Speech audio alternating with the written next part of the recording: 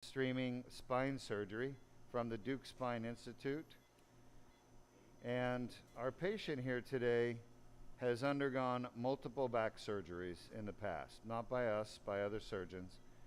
He comes from the great state of Mississippi, and he has had back pain for 20 years in his lower back. It is December 20th, 2022. We're getting ready to ring in the new year. But this is one of our last few patients for the year of 2022. When I asked him where his back pain had been, this is what he said. It's in this area right here.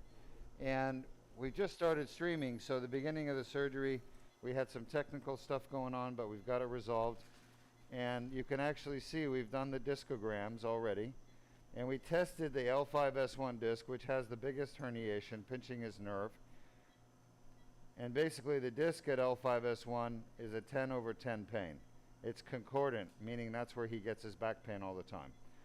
The L4-5 disc is a 9/10 pain, and it's concordant as well, meaning that's where he gets his pain every day. Now, he's going to represent a very challenging surgery, and we've had a run of what I call level 10 surgeries at Duke Spine. The last two lumbar Duke laser disc repairs we did last week were 10s. And one of them was a 10 because he weighed 400 pounds. His spine was very anterior. He was very difficult to do, but we finally got him. He maxed out all of our instruments. I saw him the day after surgery, 100% pain relief. All of his pain that he lived with for years was gone. Very happy. And he's actually works at NASA, and he works for Lockheed Martin. He's an engineer, software engineer, so important job. And I always talk about these guys, you know. I talk about NASA, defense, software engineering people all the time. Why? Because these people, when they're in pain, they take narcotics to release their pain, which is the wrong thing to do. But narcotics can affect your judgment, thinking, your math skills, your engineering skills. So what we don't want to do, we don't want to shoot that rocket and have it turn around and come back and hit us. And so you want to make sure the math and engineering is right. And people who are in pain, they can't focus very much. They're having trouble. It's distracting. So we were able to get rid of his pain, 100%, and he was so happy afterwards. All right. The second level 10 we did last time was also a patient who had prior back surgery, a fusion done at the Villages in Florida. Terrible fusion. Wasn't done properly. Either way, the surgeon didn't treat the L3-4 or the L5-S1 disc, and they needed to be treated. We got her done, and her pain was 100% gone the next day when I saw her. So 2 home runs. We were batting 1,000. Now this patient comes to us from Mississippi with 2 bad discs. The 5-1 disc has been operated on several times, at least 2, and there's massive amounts of scar tissue in there from his surgeries. But the surgeon left the herniation. I'm going to do my best to take it out. So we're going to get started. We've already done our discograms, 9 out of 10, 10 out of 10. We're going to start at L5-S1. You sure you want to start at L5-S1? Why don't we start at 4-5? We're going to start at 4-5 just because I want to get this other needle out of the way. So I want to do 4-5 first so I can pull the needle out, fix that disc, and then we're going to come to 5-1. 5-1 will be the hardest. All right. I'm going to place the guide wire. Take the needle out. You can see the guide wire is still in the disc. Show us the guide wire tip in the disc, Jordan. Okay, you see the white arrow areas on the x-ray? Yes. So switch to the x-ray. You can see the white arrow. Show them the shaft of that guide wire. There it is. It's entering the back of the disc. Show them where the tear is, Jordan. See the tear? I want you to pay attention to the tear for just a moment. Look at the stalk. It looks like a mushroom. Show them the mushroom growing sideways. So there's the stalk and there's the cap. He's showing you the cap. There's the stalk. There's the cap.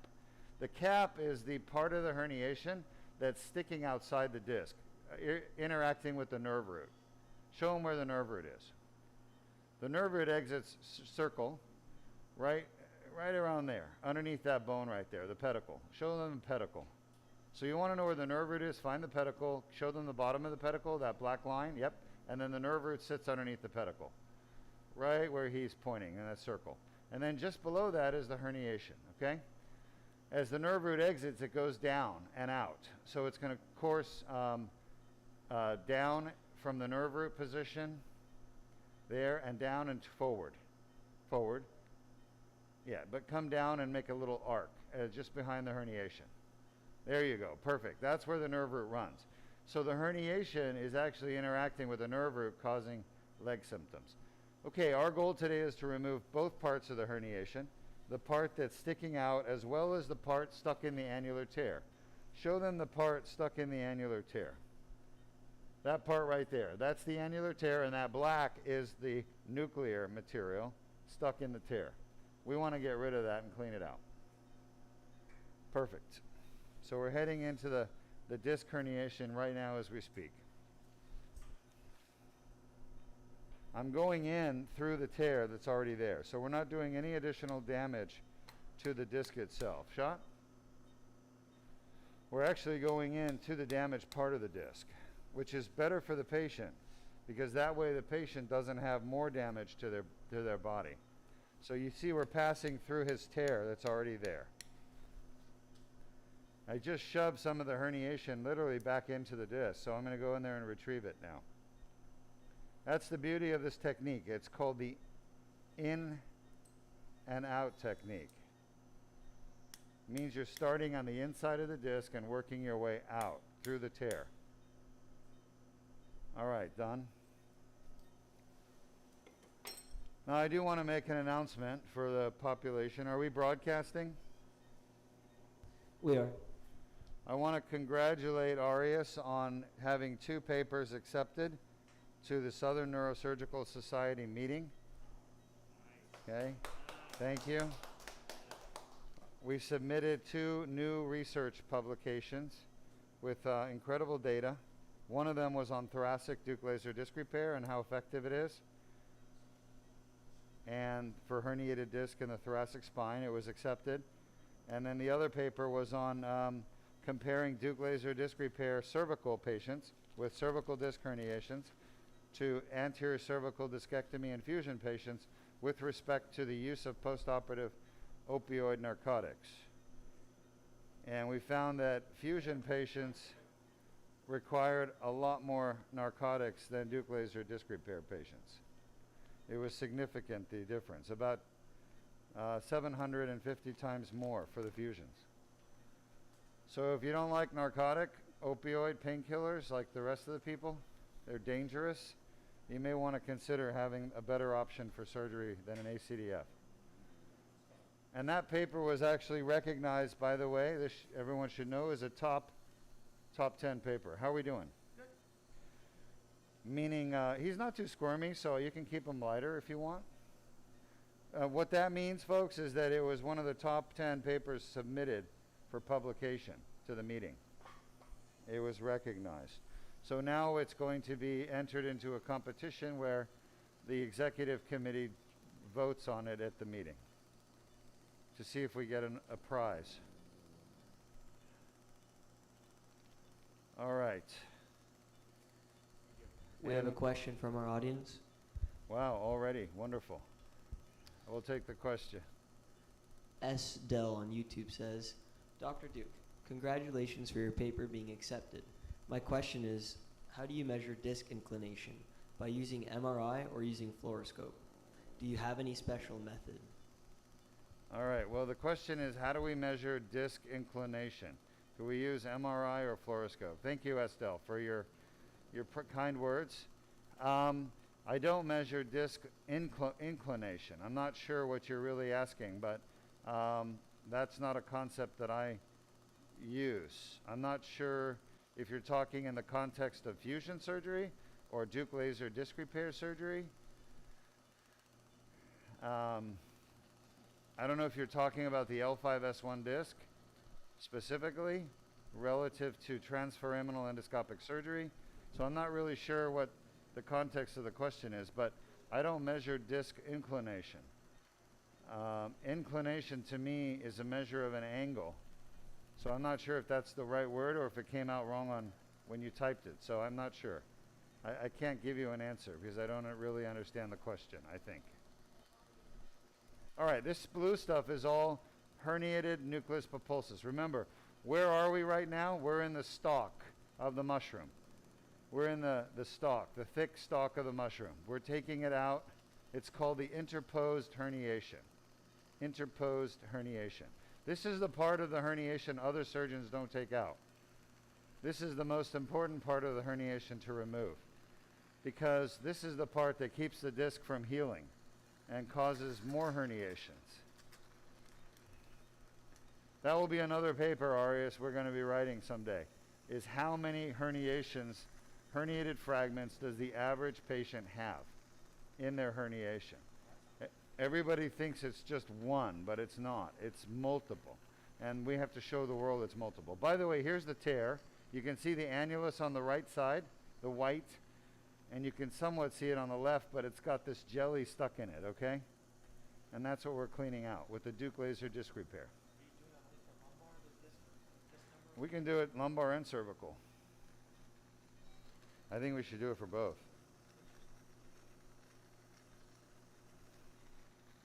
The irrigation's good, by the way, today, guys. I don't know what you guys are doing, but it's working. This is our last DLDR for 2022. This right here? Right, yes, we were talking about Wait. So the other 3 cases we have today are all Duke plasma? Yeah, DPRs. Oh, wow.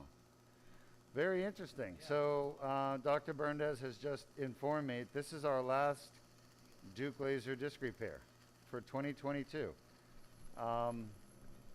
So we will not be broadcasting the other surgeries today. This is the only broadcast because we're not broadcasting the Duke plasma rhizotomy. All right, let's talk for a moment about that. What is the #1 cause of back pain? All comers. The answer is herniated disc. And 85% of people with chronic back pain have a herniated disc as the cause. I use the word herniated disc because that's the proper term to use. However, there are other terms for it, and they all really mean the same thing. Bulging disc, ruptured disc, protruding disc, extruded disc, herniated disc, extruded disc, prolapse disc. All of those things, degenerated disc, they all basically mean the same thing. And what they really mean is there's a tear in the wall, which we just showed you on the x-ray, and that tear has the jelly from the center sticking into it, trying to escape the disc.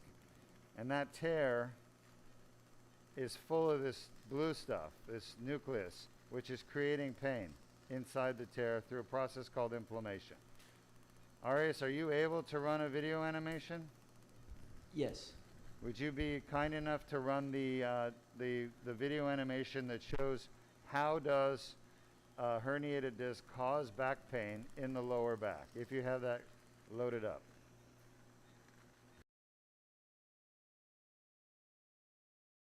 This is a perfect screen capture for a paper. I don't know if you can mark this right on a post-it.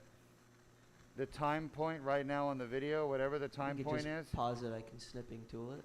But just look at the time point on the recording and come back to it. But look at the tear right there. You can see the annulus on the right, annulus on the left, and there's a tear right in the middle, and the blue stuff is in the tear. That's a beautiful picture to highlight the annular tear. That's what we debride with the Duke laser disc repair. Gets rid of the back pain.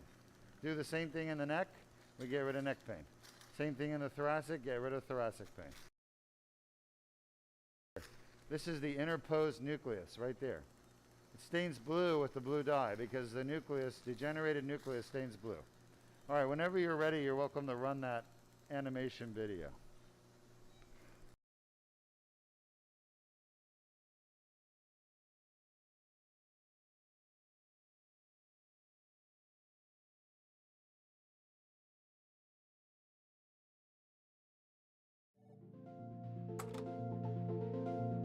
Traumatic injury to the disc can cause annular tears to form.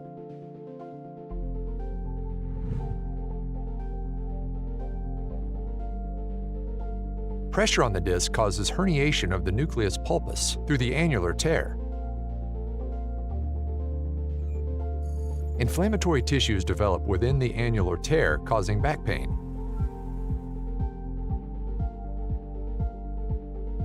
The inflamed annular tear generates pain signals.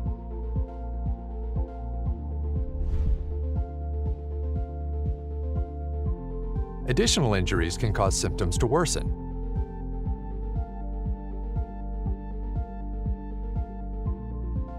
Inflammation from the annular tear can spread to nearby nerve roots, causing leg pain.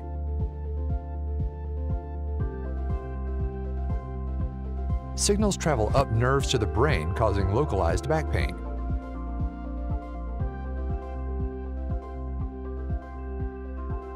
Pain signals reach the primary somatosensory cortex, causing conscious awareness of pain.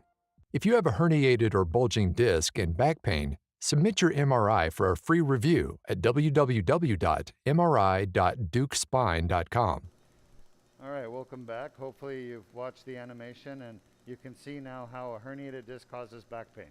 Dr. Berndes, my anesthesiologist, and I were just discussing the timing of the anesthesia for these patients.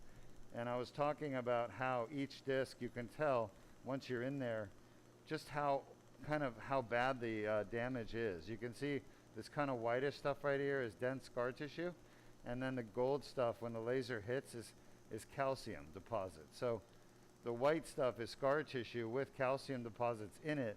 When it gets hit by the laser, the white stuff should turn to gold. You see that? It's turning to gold right there. It's not real gold, by the way. So don't get any ideas. Don't try to make a necklace out of it. Basically, the gold is just the coloration, as I'm talking about. And the reason it changed to gold color is that calcium, and when you put laser energy on it, it literally turns it to a gold color.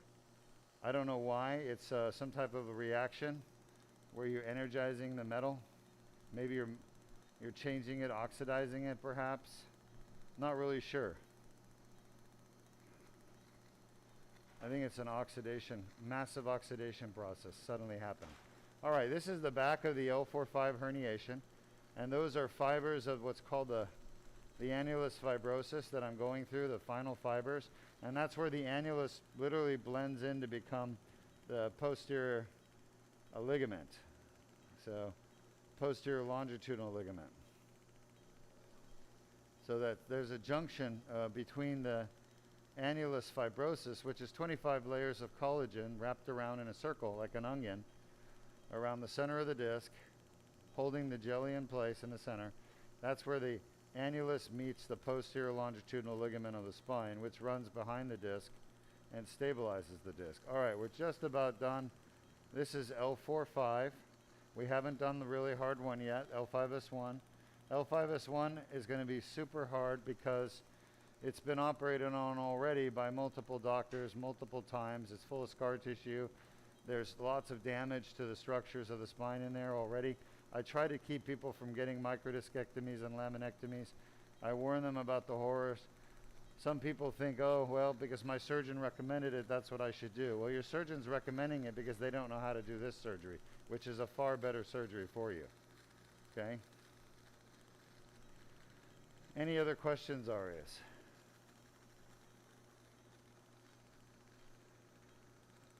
All right, this patient had, what did he have at 4-5?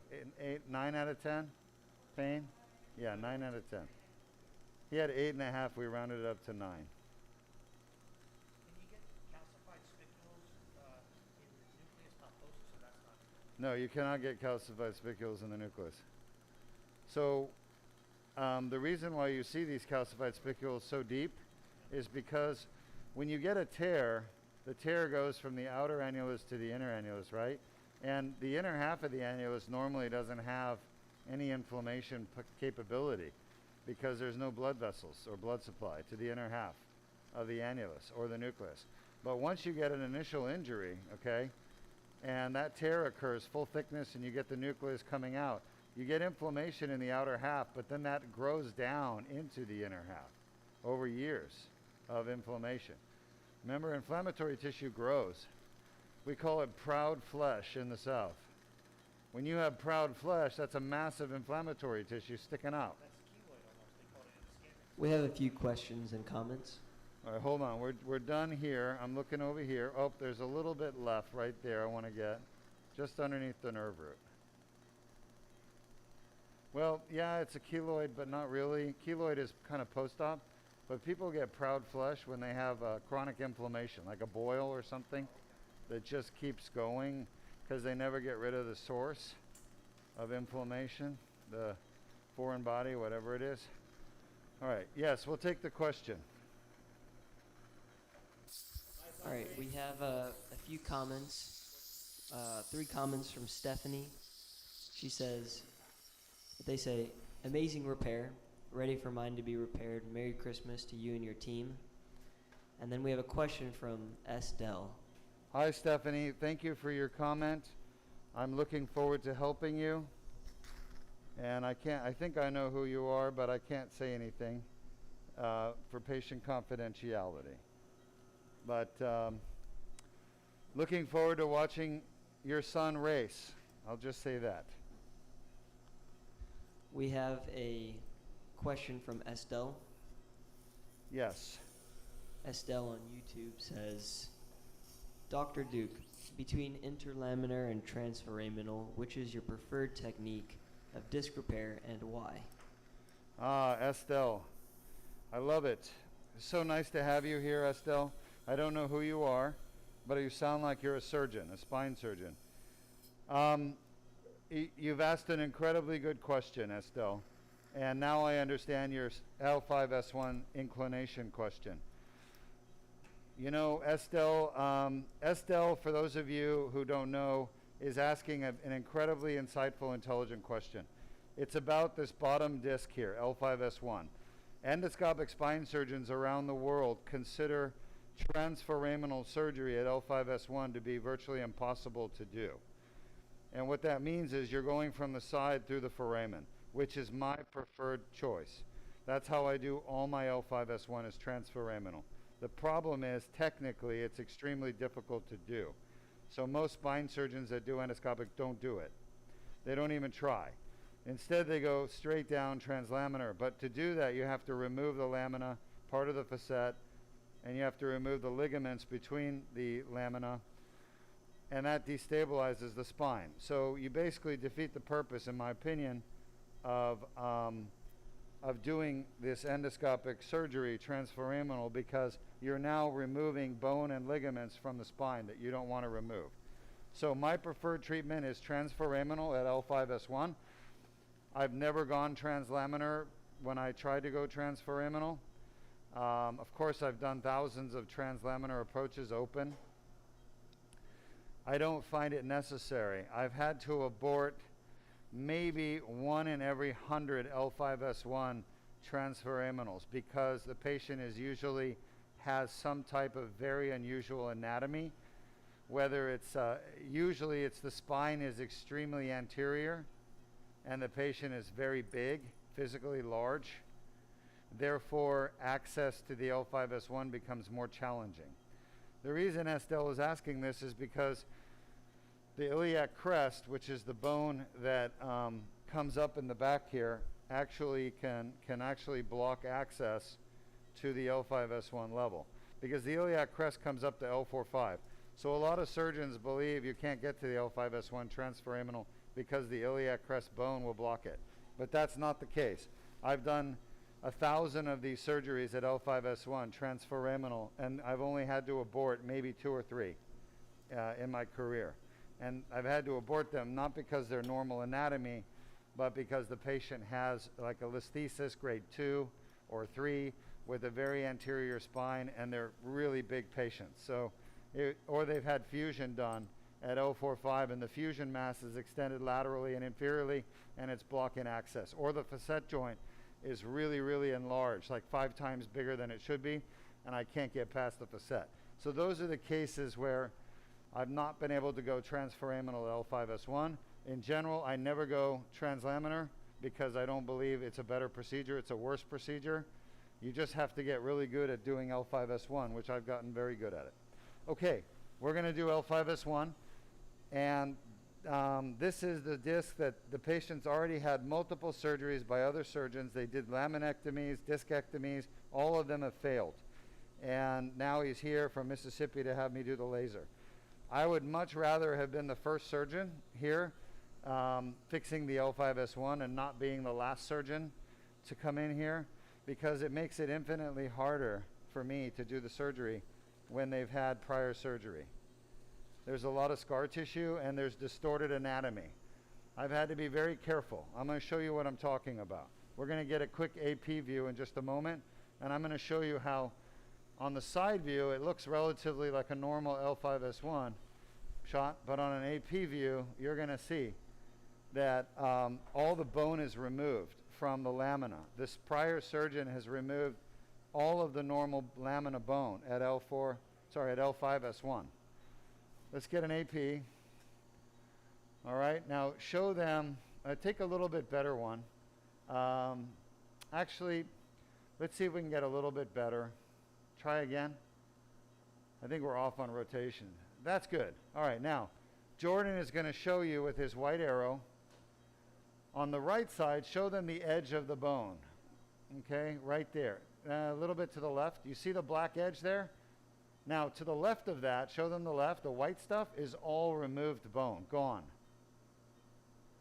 Okay, and then on the other side, show them how the bone is still there. Yeah, that bone is still the residual lamina on the left at L5, okay?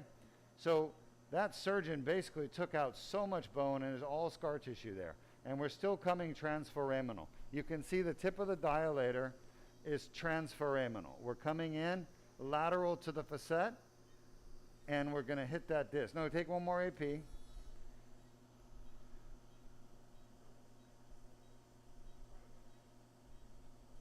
All right, good. You see how I just advanced the dilator? Let's go lateral. All right, so we're about to enter the L5-S1 disc. Now, for S-Del, I want you to know I've done something in this patient, a little bit of a deviation from normal. Normally, I would go to L5-S1 right here. Can you see the eye in the sky, Arias? I would start right about here. But I went further lateral. The further lateral you start, the more medial you can get at the center of the back of the disc. And he has a medial herniation, paracentral.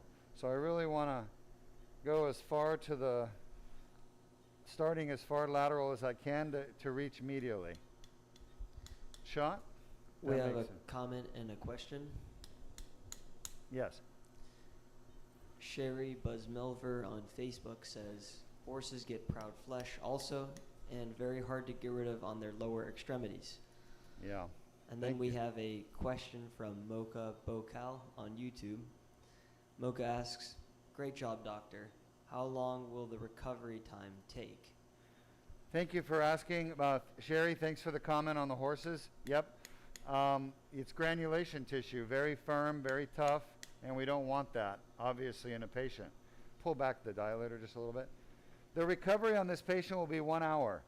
We're going to be done here in 20 minutes, and then the patient will go to recovery room, and he will spend literally an hour in recovery and then go back to his hotel. Done. Okay? So what I'm getting at is Duke Laser Disc Repair is outpatient. It takes a 1 hour recovery. You can be back to driving, working, shopping, normal activities by the next day. A lot of our employees, our patients go, a lot of our patients go back. I guess they are employed, but they're not our employees, they're our patients. They go back to work the next day because they don't want to miss work. Now, if this patient was having open back surgery, they would be in the hospital probably. And in his case in particular, since he's already had 2 back surgeries before with all that bone removed, the surgeon wants to fuse him. Now, I'm going to tell you a little secret. If he had gotten ahead with the fusion at L5-S1, he would be back for more surgery within a year or 2, okay? Why? Because the surgeon was only going to fuse L5-S1. They didn't even consider L4-5, even though L4-5 needed to be treated as well. It was a 9 out of 10 in pain. That's the biggest problem I see among spine surgeons, is they're under-treating the patients. They're not treating all the discs that need to be treated. I've asked myself, why would they do that? And, my father brought me up the right way. He told me, when you do a job, do it right the first time, so you never have to go back and do it again. And I believe that. And ever since I was a kid, that's what I did. I always did my best the first time. So over the years, as a spine surgeon, I've learned what are the things I can do for the patient before I do surgery that's going to give the patient the best chance of having just one surgery, one treatment being done and being out of pain. And one of the biggest differences is basically treating all the discs that cause pain with the first surgery. The reason surgeons don't do that, I'd like to believe, and I could be wrong, but I'd like to believe it's because they don't know any better. But there is surgeons I know for a fact, surgeons that actually will treat one disc at a time just so they can keep making money on the patient over the years. They give the patient a little bit of pain relief, like a druggie, like a drug dealer. They give you a little bit of drug, get you hooked, and then the patients keep coming back for more surgery. I am 100% sure this happens out there. I don't know which surgeons do it. I know of one that does it locally. I'm not going to mention any names. But it's a shame that doctors treat patients that well. I don't think that's ethically right, morally right.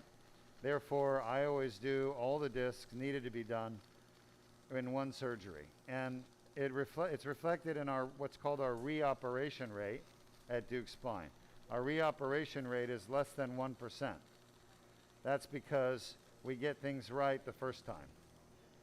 That said, a lot of our patients that have disc injuries also have facet pain.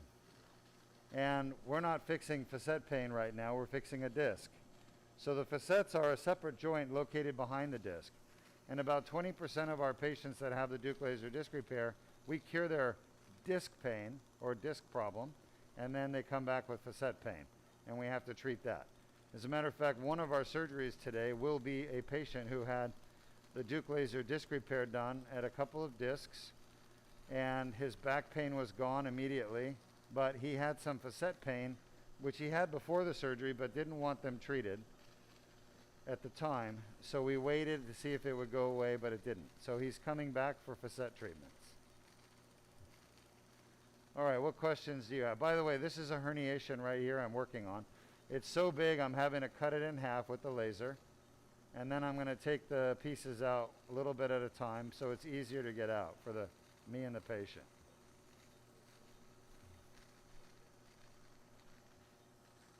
We have one comment from Estelle on YouTube. Yes. Estelle says, thanks, Dr. Duke. Myself, an orthopedic resident, interested in endoscopic spine surgery.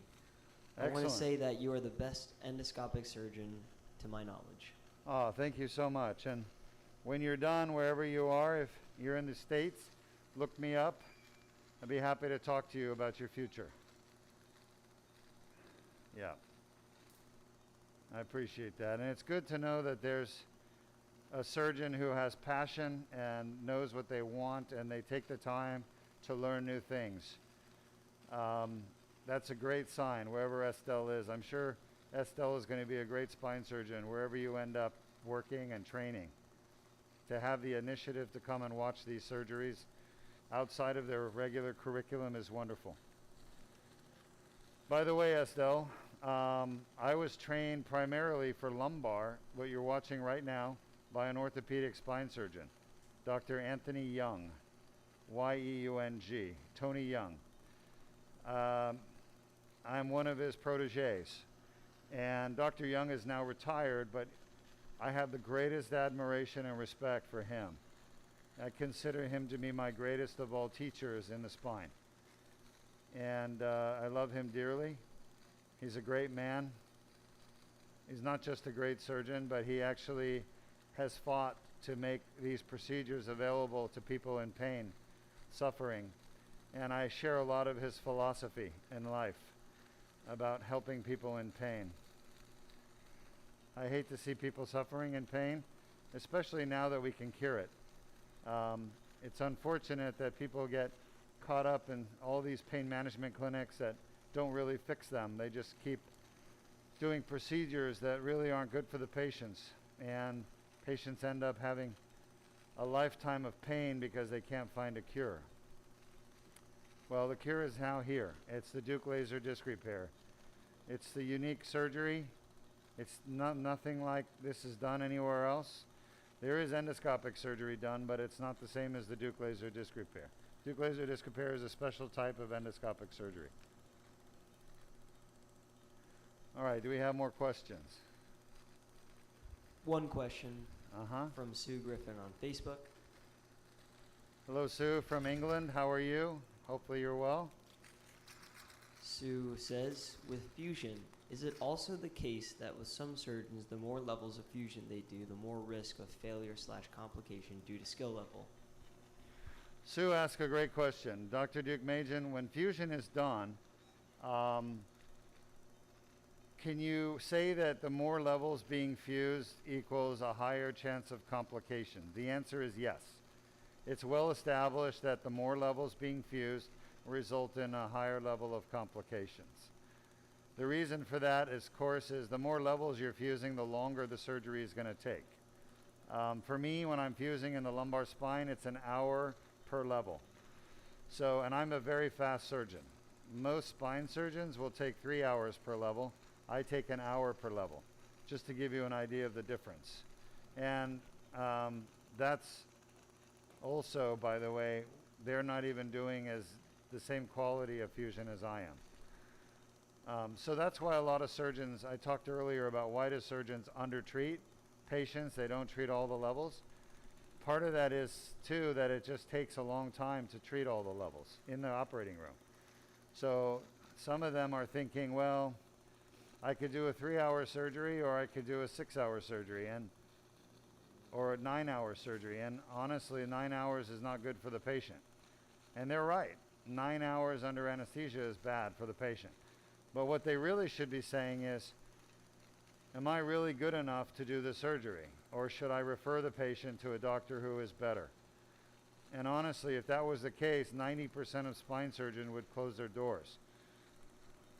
I hate to say it, but it's true. And the 10% of us that are really good at what we do, we would be doing all the spine surgery. Unfortunately, the opposite is happening. More and more unqualified spine doctors are coming in and doing treatments, and I'm even seeing totally inappropriate doctors like anesthesiologists or neurologists doing surgeries on patients' spines, which they shouldn't be because they're not surgeons, okay? So that's happening, and nobody is stopping it. Why is it happening? Because they represent a cheaper option for patients. They always charge less money. So the patients like it because they're paying less money, but they're also getting far inferior quality care. And God forbid, you're having an anesthesiologist do your back surgery, God forbid they get a complication. They're not going to know how to fix it. That's something in the realm of spine surgeons, neurosurgeons, and orthopedic surgeons. We're trained to do surgery and deal with complications properly. And I can tell you this, if you get a complication in spine surgery and your surgeon doesn't know how to deal with it properly because they're not a surgeon, then you're going to be up shit creek without a paddle, I can tell you that. And that's not good for patient care. So I think this whole concept of expanding scope of practice, you know, and letting anesthesiologists do spine surgery or pain management doctors do spine surgery is really bad for our patients in this country, and it needs to stop, in my opinion. The only reason they're doing it is greed. They're not trying to help the patients, they're trying to help themselves, and that has to stop. It's only going to make complications and bad outcomes more prevalent. All right, we'll take some more questions. We're just working away at this herniation at L4-S1. It's huge. I am going to get it. I feel really confident. 15. We've got about 15 minutes left. By the way, if you look right there, that little window, you can see bone.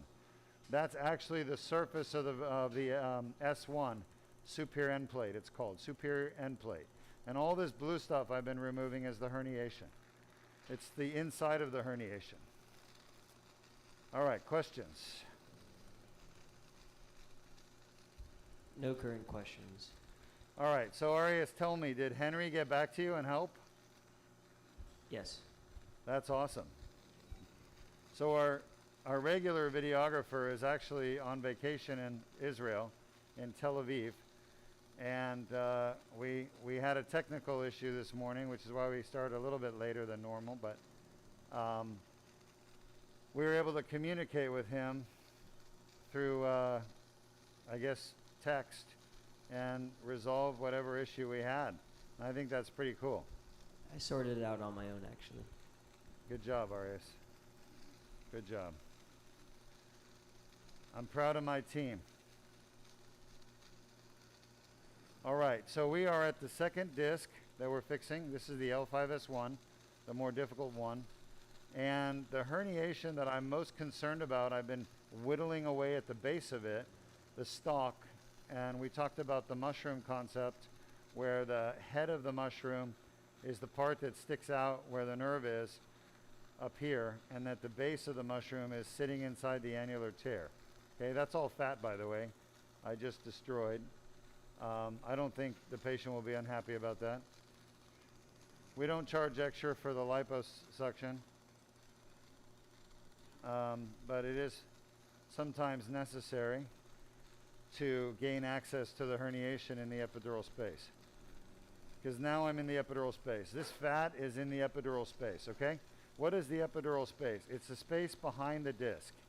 When you see fat, you know you're not in the disc anymore. You are outside the disc. And that's where we want to be.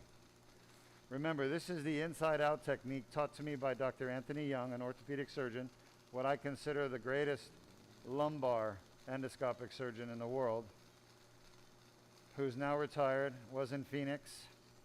His son, Chris, is taking over his business and surgery center. And Dr. Young, that's the herniation. Dr. Young taught me, but Dr. Young also doesn't use the laser. He uses a different device that doesn't work as well.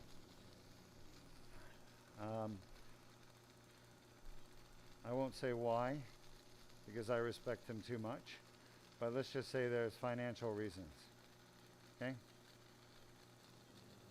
And I'll leave it at that. I don't believe in doing financial reasons for patients. I think you should always do the very best you can, but I understand his reasoning, okay?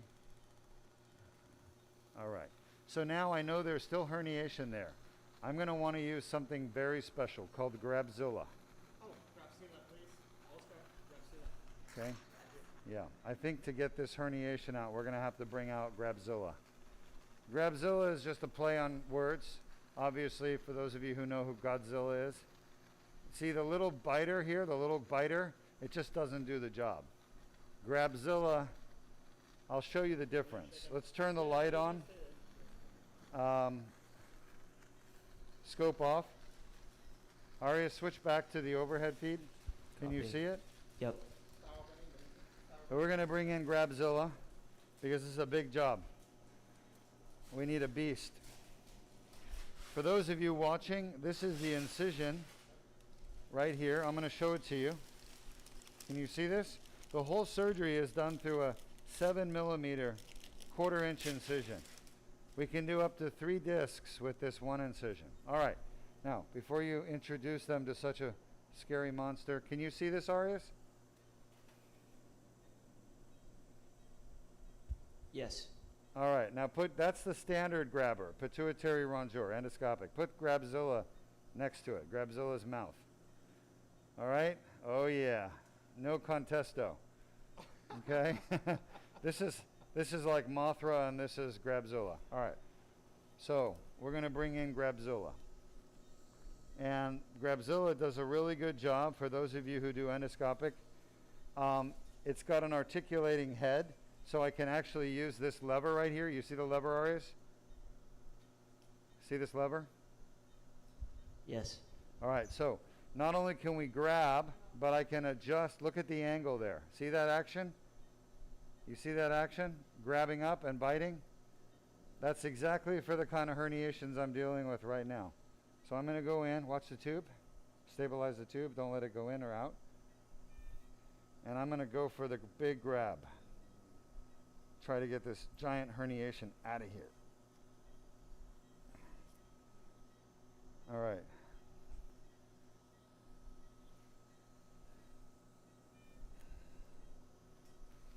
Oh, there it is.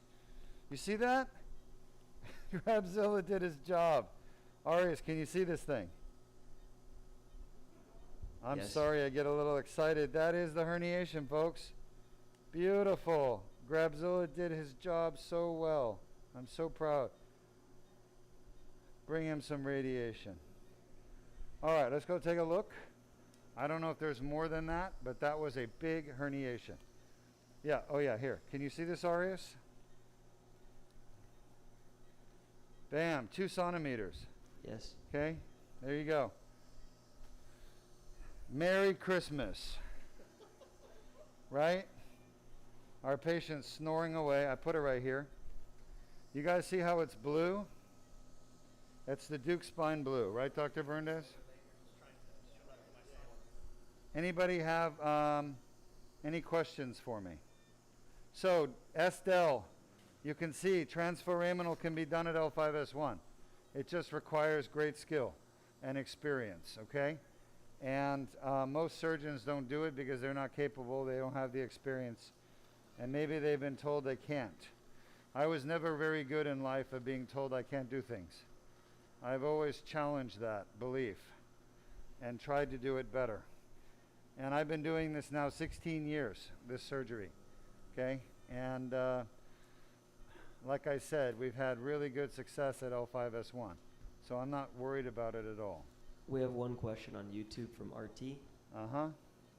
RT asks, why are some/most neurosurgeons scared to deal with thoracic disc bulges/herniations? Oh, there's still herniation in there. I think I'm going to bring Grabzilla for another bite.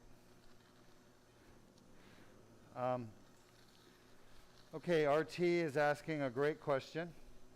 And he's saying, why are so many surgeons, stabilize the tube, so worried about doing thoracic disc herniations? The reason is very simple. Thoracic herniations are the realm of neurosurgeons, not orthopedic surgeons, period. Okay? And the reason is that the thoracic spine has spinal cord.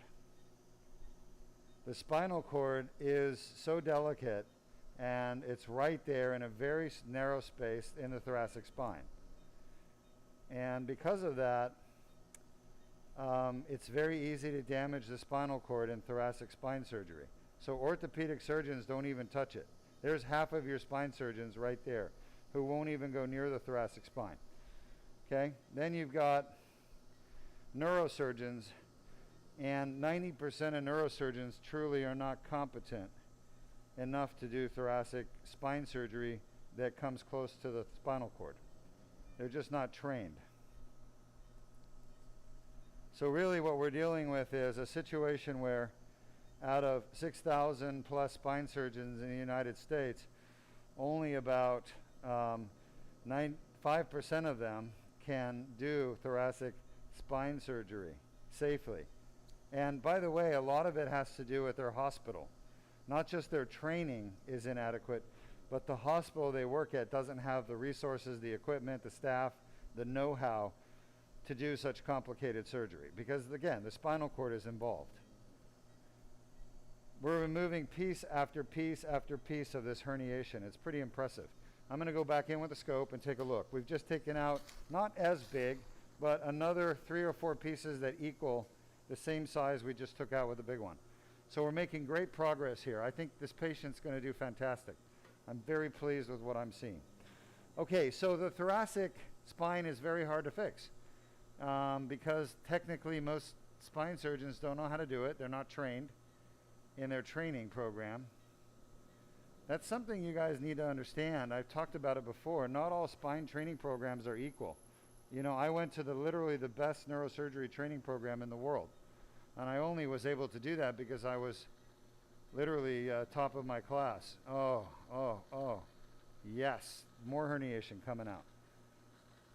So the best neurosurgery programs in the world, they want the best medical students in the world.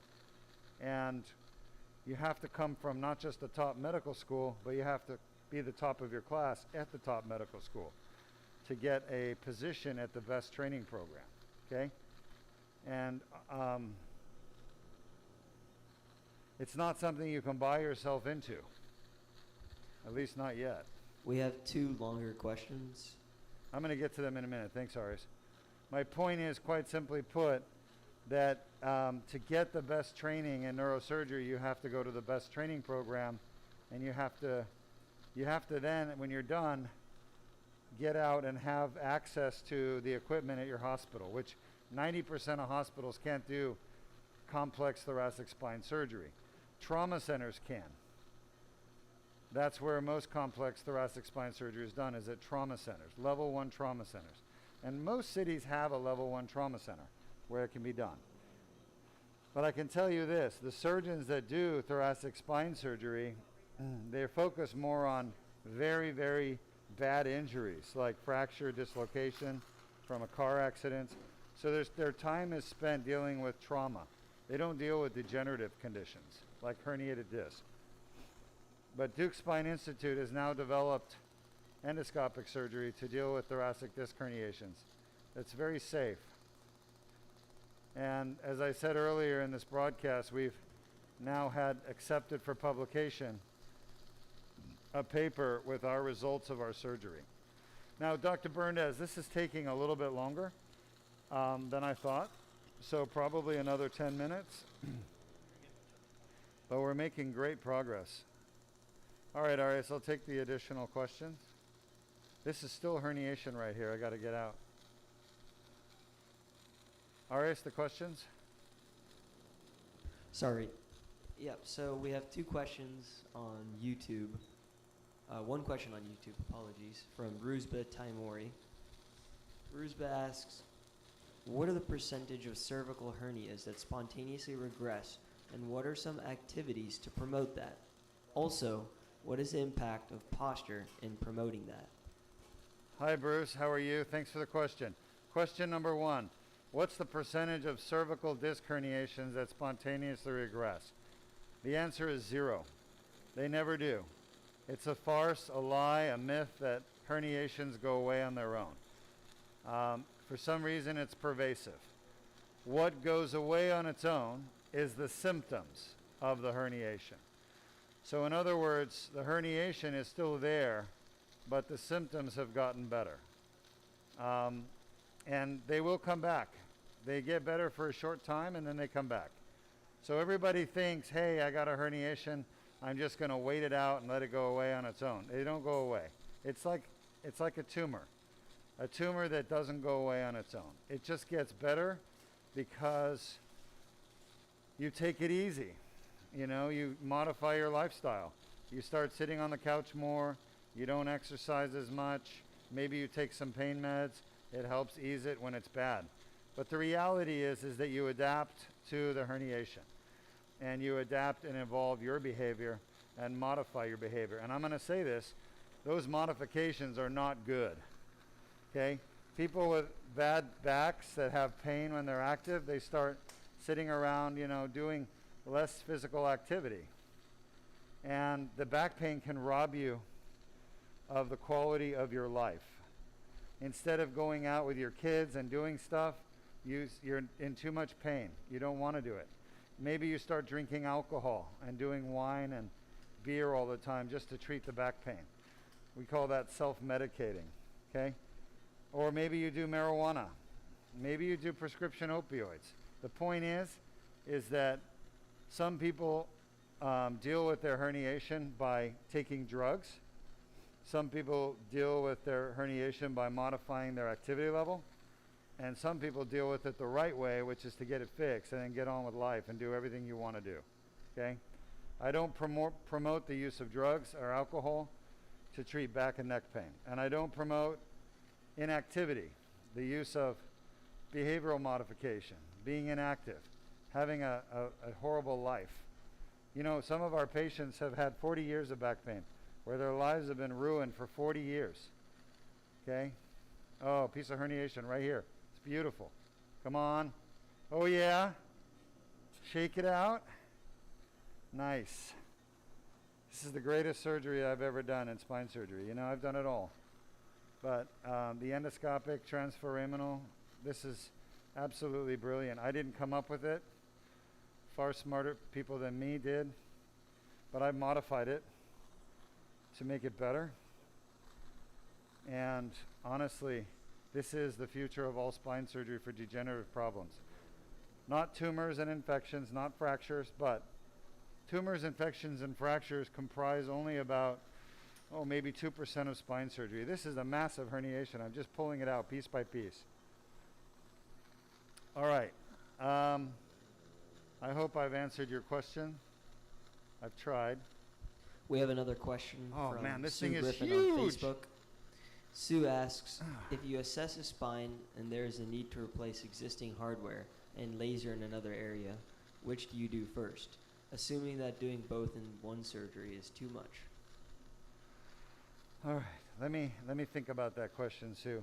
So once again, you assess a spine and you determine that what? It needs laser in parts and hardware modification in other parts, correct? Correct. And what do you do? I would try to do them both at the same time. But if I couldn't, for whatever reason, it's too extensive, then I would just focus on what's causing the patient their worst problem, their worst symptoms. And maybe just doing the one actually will work. You know what I mean? Give them enough relief, they're happy. I'm always a believer in do the least amount you need to fix the problem. But don't ever do too little so you don't fix the problem. My gosh, the herniation just keeps coming and coming. It's incredible, but I think we're getting close to the end. And the reason I say that, I'm starting to see pulsation. Pulsation means that the tissues are moving with the blood pressure. And that's a good sign that things are freeing up. Things are moving more. Just about done. And by the way, like I said earlier, this will be our last surgery, the last Duke laser disc repair for 2022. We'll be back in 2023 with more broadcasts. But this will be the last one for this year. And then we've got some Duke plasma rhizotomies next, which we don't broadcast yet, but we will be broadcasting them next year. Got about 5 minutes. Yeah, I keep thinking less time, and then I keep getting more herniation. So I wish I could tell you exactly, but I'm thinking 5 minutes. I mean, we're right at the mouth of the disc. You can see right there is the end of the disc, and you can see where it transitions from annulus to posterior longitudinal ligament. This was a pretty big herniation, and honestly, I'm very, very happy with this result because I was really worried that we weren't going to be able to get all of it. Let's go grab Zilla one more time. Arias, do you have another question? Let's go off, please. Thank you. Nope. All right. You can say that about it. Can you stabilize the tube? I tell you, Grabzilla really made it happen today. Grabzilla opened up that herniation.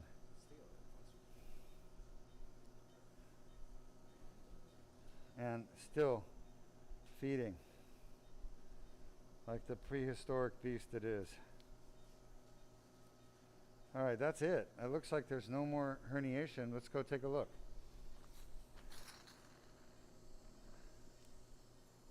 I have a feeling his leg pain is going to be completely gone when he wakes up. And like I said, he's had multiple surgeries in the past. Does anybody know just how many surgeries he's had? 3? 3 in the past. And like I said, every one of them has been a failure. They've all been laminectomies, laser, and discectomy, which I'm very much against laminectomy and discectomy because they're so destructive. But that's what most surgeons recommend to their patients. And of course, they recommend that because you're going to come back later and you're going to do more surgery. So they just keep treating you like an annuity, paying every year, which philosophically to me is wrong. I always think about how I would want to be treated by a doctor. I would want to go in and get it done and move on with my life and not have to come back. I actually, for those of you who have listened to me, I had sinus surgery done. I had to have it done 3 times. Every time I went back, something else was done. Because, I mean, it should have been done the first time, to be honest, and I found the best ENT. But that's a problem in healthcare and medicine. A lot of doctors underdiagnose or undertreat. You can call it misdiagnose or mistreat. But I wouldn't want that for any of my patients. We have a Hi. question on YouTube. Sure. Rusba asks, what's the role of posture in preventing new herniations? Oh, I'm sorry. I'm sorry, Bruce. I didn't answer that one. You're right. No, this is a new question, and it's Rusba, not Bruce. I'm sorry. Aruspa. Posture. Very important. Good posture. What's the role in preventing herniations? I think if you go around with bad posture, you're putting abnormal biomechanical stress on your spine. And I think you're going to cause more herniations. I think posture is very important. That said, more important than posture, if you have a herniation, is to go and do this procedure, the Duke laser disc repair, because your disc is not going to heal without it. Okay, posture is not going to correct the herniated disc. It may make it help keep it from getting worse, but it's not going to fix it. A lot of people think yoga, posture therapy, chiropractic, PT, all of those things are going to fix your herniated disc. They don't. They never do. We work very closely with therapy groups, and we've always seen people with bad discs and bad facet joints, they end up keep suffering in pain because the patient cannot get cured with therapy alone. But that doesn't mean therapy is not important. It is. Okay, I think we still got a little more herniation here. Berndes. I'm going to use Grabzilla one more time.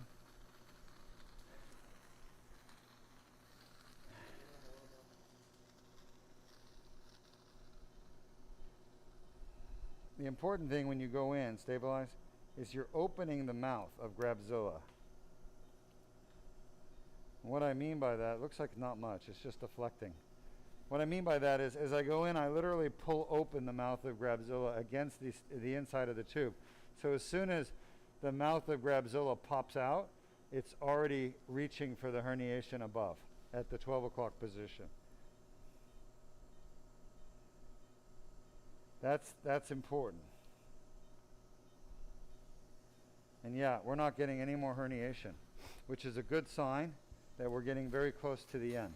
There's still material there, and I'm going to laser it. But, go ahead. Rusba on YouTube had another question. What else can you do to prevent new herniations? And Sue Griffin, also on Facebook, says, wishing all at Duke Spine a great Christmas and a prosperous new year. Thank you for fixing the neck this year. Awesome team. Hey, thanks, Sue. Love it. Getting back to the other question, which is what can you do to prevent further herniations? The answer, you're not going to like it, but it's basically to not do anything.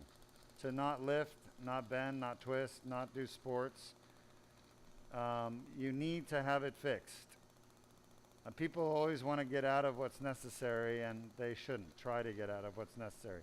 There's a wrong philosophy in the world that, oh, don't get surgery until it's the last resort, till you're going paralyzed. That is the wrong philosophy.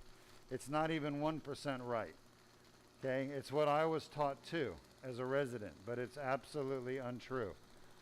And that's one of the reasons we broadcast, is to share the truth with people. The truth is that when you have a surgical problem, you should have surgery. What is a surgical problem? It's a problem that can only be fixed with surgery.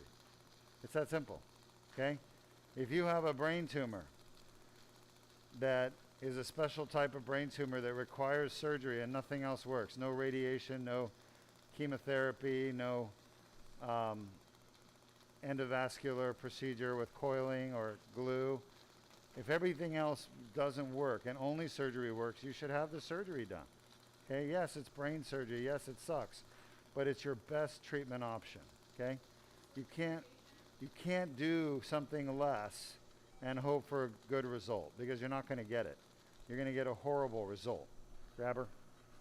So, same thing with spine. If you have a surgical problem, do surgery. Don't avoid it. But do the right surgery at the right levels with the right surgeon. That's my best advice. And if you have a herniated disc, do the Duke laser disc repair. There's no better surgery. If you have a facet pain, do the Duke plasma rhizotomy. There's no better treatment. Okay? I'm sorry the rest of the world hasn't caught up to the advances in spine technology. I can't do anything about that. I can't fix a broken system that's financially motivated to do worse surgery for you. All I can do is inform you. And then from there, you have to make the decisions yourself. Okay? Between the Duke laser disc repair for herniated discs and the Duke plasma rhizotomy for facet pain, there is no better treatments in the world. And these cure pain.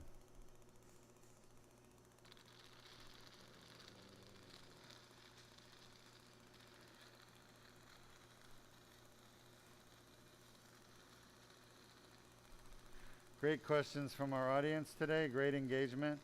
I thought we would be done by now, but this is the worst level, and you can see all the damage done to this disc by the patient's annular tear and herniation. Remember, it's a two-step process. The first thing that happens is the annulus is torn, and then after that, the herniation occurs. This patient's had 3 surgeries apparently before. They're all done out of state by a different surgeon than me.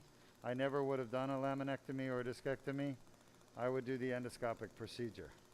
By the way, this is not a discectomy we're doing. We're doing what's called the Duke laser disc repair. Duke laser disc repair has been peer-reviewed and published. 1 minute. It's its own procedure. It has its own code. It is not a laminectomy. It's not a standard discectomy. Avoid those surgeries. They're destructive. All right, we're going to take any questions you might have for me. We're just wrapping this up. I don't see any more herniation that's pressing on the nerve. I'm going to go in there one more time with the grabber. I'm doing everything I can to go medial, which is towards the middle where the herniation is. So I'm getting out as much as I can. I'm using my tube. I'm leveraging it as a fulcrum to reach as far medial as I can. I'll try to grab one more time with a grabber, but I think we've done a good job of decompressing. Meaning, decompression means to get the pressure off the nerve root. And I'm very happy with the results so far. I think the patient's going to do very well. Okay? You never get 100% of disc herniations. No surgeon can. The disc is never going to look normal again. It's always going to look abnormal. Okay? But there's probably, I would say, at least 25 pieces of herniation. So somebody asked me, what can you do to reduce the amount of herniations? It's all about behavioral modification. Reduce your lifting, reduce your bending, and don't do contact sports. But I'm not recommending any of those things. I think people should live a full life, and they should get their back fixed properly. Grabber. I don't think they should put off the proper treatment. Okay? That's just my personal philosophy, professional philosophy. Is our next patient here ready to go? What is the next case? DPR, what is it? Lumbar, cervical, thoracic? All right. Arias, any more questions right now? No. All right. I got about 30 seconds left, and then we're done.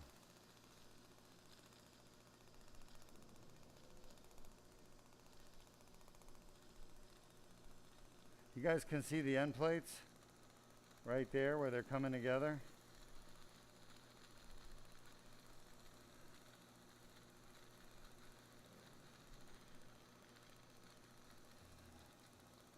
I'm just getting the last of this herniation.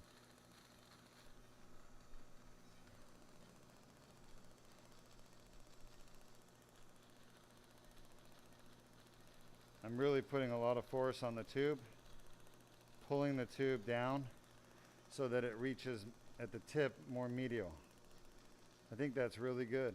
I don't see any more herniation. Is that irrigation out?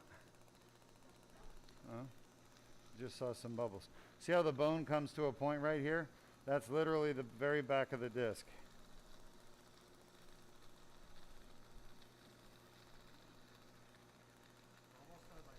Yep, just about done. That's it. I'm very happy with that.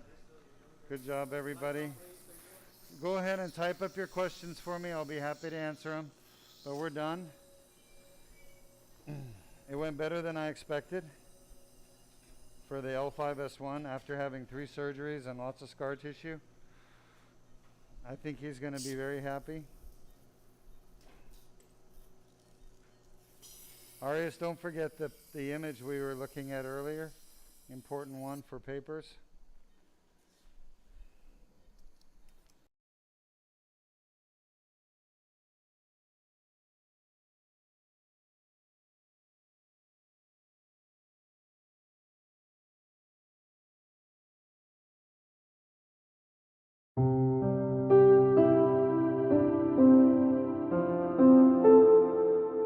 This is Dr. Ara Duke-Majan, CEO and founder of the Duke Spine Institute. I'm here with one of my patients, and you've traveled from where to the Duke Spine? Idaho. Idaho, with your lovely husband, and we've had a few conversations. She came here to have her back fixed. How long have you had back pain for? For over 7 years. Okay. And what kind of work did you do before you retired, if you don't mind me asking? It was desk work. All right. And so you had back pain for 7 years. Did you have an injury to your back, or did it just kind of gradually come on? It just gradually came on. I actually noticed it first in 2015 when I was gardening and I couldn't be up there for 8 hours. I was into it for about 4 hours and I had to take a break. And as time progressed, my breaks got longer and longer, and the amount of work I did in the garden was less and less. Understood. And you're retired now. So what's it like having back pain limit your ability to do stuff when you're retired? For me, it's very frustrating. I can't do that what I want to do. So we kept seeking solutions and nothing was working. They did work for a short while, but that short while decreased over time. It was shorter and shorter. My husband does research very, very well. Through his research, he found you. We read that you can fix my back, and you did fix my back. That's right. And I thank you. You're welcome. So when did you have the Duke laser disc repair done and the Duke plasma rhizotomy? I had those done yesterday in the afternoon. I am sitting straighter than I have. I'm standing straighter. I'm walking normal. It's like, wow, new me. Look at that smile right there. I hadn't seen that until just now. So well, it wasn't there yesterday. Yeah, it wasn't there before surgery. And how long have you been not smiling because you've been in pain? I mean, really bad pain. How long has the really bad pain been there? Well, the really bad pain has probably been over the last 5 years. It's something that was really tough to maintain a positive attitude and try to keep a smile on my face and keep Jeff's hopes up. I tend to be a positive person, but there were times when it does drag you down. Of course, yeah. It's hard living with chronic pain, and especially with loved ones, they have a hard time, relating. Of course, they want to be supportive, and your husband is a very supportive man, obviously. And he's a pleasure to meet. I know he's an author as well. Yes. And so what are you going to do now that you've had the surgery? And you could see actually the Duke laser disc repair procedure she had done yesterday. You can see right here, we went into the discs that were damaged. You had 2 annular tears. We tested your discs during the surgery, and indeed they were causing your pain. So we verified that with our discogram. And then I went ahead and used the laser to clean up the tears that were causing your pain and get rid of that source of pain for you. And here you are, you're doing fantastic. How much of your back pain from before surgery do you still have? Oh, virtually nothing. It's gone. It's gone. Cured. My lower back, I have not been without pain in my lower back until your surgery. It's constant, it's always there. I've never been without it. I'm without it now. So are you going to go back to gardening? You bet I am. All right, very good. And what other things would you like to do now that you have a new back that doesn't hurt you anymore? The biggest thing I want to do, I want to go fly a kite.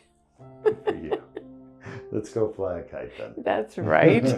Well, congratulations on having faith Oh, and being thank brave you. and getting it done. Oh, not a problem. Is there anything else you want to say to your fans out there? I highly recommend Dr. Duke's Spine Institute, Dr. Duke personally, to help you fix your back. Thank you. Appreciate that. All right. Safe travels. Phew, that wasn't too bad, was it? It was wonderful.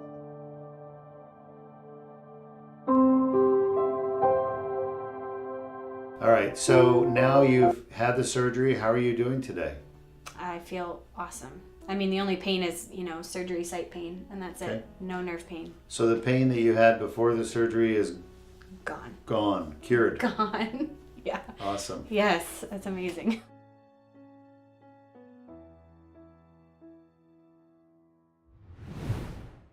I'm Dr. R. Duke Majan with the Duke Spine Institute, and I'm here with one of my patients who just had the Duke laser disc repair on her lower back, and she wants to share her story with you.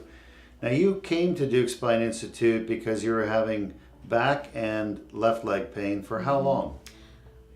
Well, the terrible left leg pain, probably about 2 years, but prior, I've had issues since I was 14 years old. So it's been a lot of roller coaster pain since then.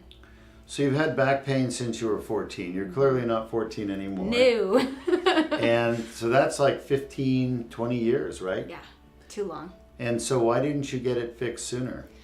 Well, the doctors when I was younger didn't want to operate. They wanted to, I was young. They didn't want to take a chance because all the surgeries then at that point, there was just nothing there that wasn't going to be traumatic to my back and my spine. So I went through physical therapy, shots, decompression. They did that and nothing was really working. And then it eventually kind of got better, and then it would get worse and it would get better, and it was just up and down, up and down. Up and down. And the reason it got better was the inflammation from the injury to your disc started to get better. Yeah. But then you'd have another herniation with activity, and then it made it worse. So Yep. when we were in there, and you can see from this video right here that we were pulling out lots of big fragments of disc herniation. You probably over your lifetime from 14 until now had at least 10, 20 different episodes of herniation, and that's what we saw when we were inside there. Mm-hmm. All right, so now you've had the surgery. How are you doing today? I feel awesome. The only pain is, surgery site pain, and that's Okay. it. No nerve pain. So the pain that you had before the surgery is gone, cured. Gone. Yeah. Awesome. Yes, that's amazing. Now, you're not from Florida. No, I'm from Ohio. So you traveled from Ohio to the Duke Spine Institute in Florida. Why did you come all the way down to Florida? There was nobody near us or anywhere near us that had any other option besides either getting a discectomy or a laminectomy or a fusion. There was just nobody was doing anything else. And I knew I didn't want to do that again because I'd already had that done. So it didn't work. And Didn't work. I had a really amazing physical therapist that connected me with you, and the rest is history. Yeah, your physical therapist found us and was intrigued with the surgeries we're doing here Yeah. and sent you here. Mm-hmm. So what are you going to tell your physical therapist? I call him Dr. Salinas. What are you going to tell him when you... Oh man, I've already told him. I texted him the minute I got back to our Airbnb. I said, I feel amazing, and I can't wait to tell all the rest of the patients in our Facebook group, like, this works. So It does. The Duke laser disc repair really does work. Well, is there anything else you want to say to your fans out there or friends? my fans and my friends,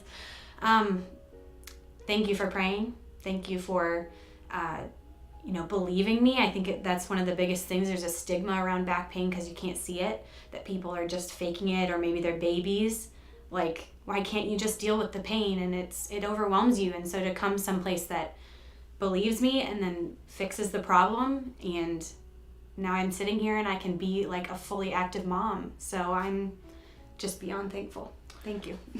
Yeah, chronic pain robs people of their dignity and their happiness and joy in life, and also their loved ones, the people that care about them. Yeah. Because they suffer with you. Yeah. Yeah. A lot. Well, congratulations and praise God. Yes. You found us. Thank you very much. And I think you're going to do fantastic. I'm looking forward to being strong again. Awesome. All right.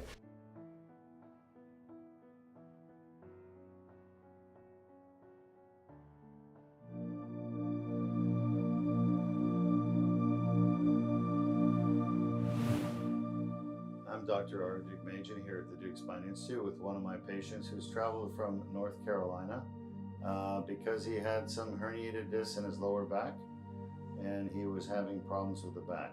What kind of problems brought you to Duke Spine Institute? Dr. Duke, it was severe pain that I had never experienced before, and pain that scared me so much that I thought it was going to change the way I lived. I've got a family and I'm active, and it literally scared me to death. And as I'm talking to you right now, the hair standing up on my neck, the pain that I was suffering and where I thought I was, I didn't think there was going to be an answer. And you were pretty much bedridden. You couldn't get out of bed. I remember you showed up here in a wheelchair because any standing was causing sciatic type pain in your leg. Yeah, there was no doubt. And that's not an over exaggeration where I could maybe get up, like stand for 15, 20 seconds so I could get to the bathroom to go urinate, for instance. But then when I got there, I had to lay on the floor so I could rest up a little bit so I could stand with pain to even be able to try to urinate. And this went on for 2.5 weeks. It was absolutely brutal. And there was no respite. Pain that I had in the past, I could find some position where there was some respite from the pain, and there was nothing. So your wife is a physician. Was she able to fix your back problem for you? I wish. No, I mean, she consoled me. And in the town that we come from, we know a lot of folks. And to be absolutely honest, we just weren't getting a lot of help. And like I said, we know a lot of folks, and it was prolonged, and we were talking about pain management and all that, and that's just not for me. And like I said, I was scared to death. The problem with pain management, unfortunately, is that it doesn't fix the issue when you have a herniated disc and back pain from a herniated disc, because you need surgery on that disc to repair it. That's what the Duke laser disc repair did. You can actually see here that we went into his disc with the endoscope and we were cleaning out the herniation with the laser. And the laser actually makes a huge difference. People say, oh, lasers, they're not used in spine surgery, but they are. And they're very, very powerful tools and very precise. So we were able to clean out your discs, remove the herniation. And how do you feel today? I feel great. I mean, it's probably, I mean, I know I'm on camera right here, but I literally could not walk into the office yesterday. And I'll just, I mean, you're gonna see my shorts and everything, you'll have to edit, whatever, but I'm able to walk. That's awesome. And I'm just, it wasn't even close. I was actually, and I don't know if you can tell from the camera that what my personality is, but I try to be very polite, and I was apologizing for profusely sweating because I hurt so bad. It's not because of the Florida heat by any means. It's because I hurt so bad. I never experienced pain like that. And like I said, there's no because you're a redneck too. You know, you're not that far from Florida. That's you're right. Just up a state or two, right? That's right. Yeah. A couple of states. So you're feeling better today. It's been less than 24 hours since we did your surgery. You went home an hour after the surgery, back to your hotel with your lovely family who I met. And how do they feel about your progress? They're happy that I'm happy. You know what I mean? Because they were scared too. You know, now they were putting on a strong front, but I am just telling you, I was at my wit's end. And I certainly are a lot more appreciative of people who have pain that I'm aware of, because when there's no rest from it, oh my gosh, you know what I mean? I was really at my wit's end, and you saved me. So I appreciate you very much. You are welcome, sir. Yeah. Is there anything else you want to say to your fans out there? Thank you. Sorry, I could have prettied up for you a little bit better. So just had surgery yesterday. All right. Cut me some slack. Excellent. And you're heading back home today, correct? Yeah, right. Going back on the plane later this evening. The kids are going to swim a little bit down here in Melbourne. I am just going to rest and watch TV, but then we're going to get on a plane a little bit. Awesome. Yeah. All right. Well, congratulations. You had faith. Yes. Took the leap and you got the surgery done. Yes, sir. All right. Awesome. Yep.